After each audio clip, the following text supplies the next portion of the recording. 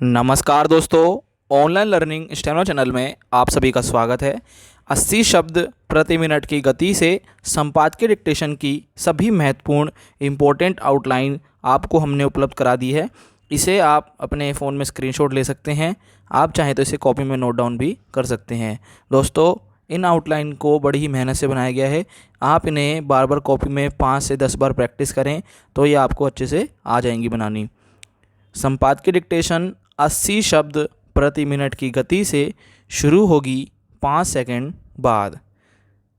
आप अपनी कॉपी और पेंसिल तैयार रखें। चलिए शुरू करते हैं। संपादकीय डिक्टेशन 80 शब्द प्रति मिनट स्टार्ट। नशीले पदार्थों के उत्पादन और उपभोग पर रोक लगाने के लिए दुनिया के हर देश में कड़े कानून हैं।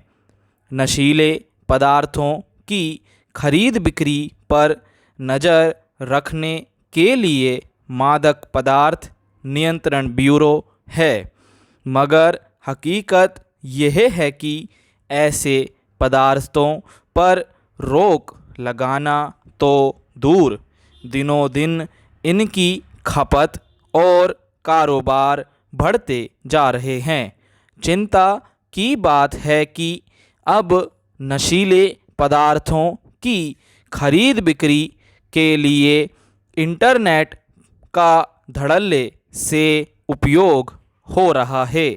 वियना स्थित अंतर्राष्ट्रीय स्वापक नियंत्रण ब्यूरो यानी INCB ने अपनी पिछले साल की वार्षिक रिपोर्ट में बताया है कि भारत और दक्षिण एशिया में गैरकानूनी वस्तुओं की बिक्री करने वाली इंटरनेट संचालित दुकानों यानी डार्क नेट के जरिए भारी पैमाने पर नशीले पदार्थों की तस्करी हो रही है। इसमें सोशल मीडिया का भी उपयोग किया जा रहा है। ये दुकानें ऐसे पदार्थों का महिमा मंडन करने के लिए सामग्री भी प्रसारित करती है। रिपोर्ट में कहा गया है कि दवा की शक्ल में भी इन पदार्थों की बिक्री की जाती है। INCB ने ऐसी कुछ दुकानों को चिन्हित कर उनकी सूची भी जारी की है। यह एक डरावना तथ्य है, मगर हैरानी की बात है कि ऐसी दुकानों पर प्रतिबंध लगाने के लिए अभी तक कोई व्यवहारिक कदम क्यों नहीं उठाया जा सका है। हमारे देश में नशीले पदार्थों ने इस कदर अपनी पैठ बना ली है कि बहुत सारे युवा इनकी लत का शिकार होकर अपनी सेहत चौपट कर रहे या असमय काल के गाल में समा रहे हैं। पंजाब में नशीले पदार्थों के दुष्प्रभाव की भयावह तस्वीरें किसी से छिपी नहीं हैं। अब अमीर और संभ्रांत वर्ग के जलसों में ऐसे नशीले पदार्थों का सेवन फैशन सा बनता जा रहा है, बल्कि कहीं जगह तो विशेष रूप से ऐसे पदार्थों के सेवन के लिए ही चोरी छिपे दावतें दी जाती हैं। नारकोटिक्स ब्यूरो कहीं कहीं कुछ लोगों की धरपकड़ कर कभी कभार नशे के कारोबार पर अपनी सख्ती जाहिर करता है, पर हकीकत यही है कि इस कारोबार के मुख्य स्रोत तक उसकी पहुंच नहीं बन पाती।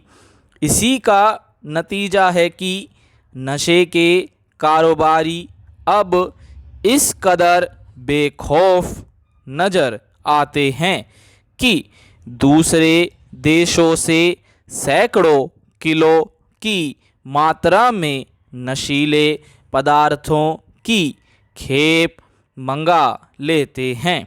गुजरात के एक बंदरगाह और दूसरी कई जगहों पर भारी मात्रा में पकड़े गए नशीले पदार्थ इसके प्रमाण हैं।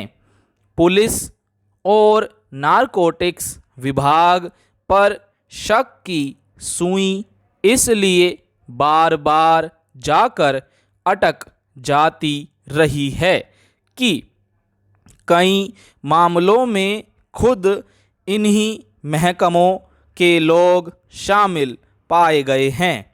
कुछ साल पहले पंजाब के एक डीएसपी श्रेणी के अधिकारी को नशीले पदार्थों को दवा की टिकियाँ के रूप में बेचने का दोषी पाया गया था।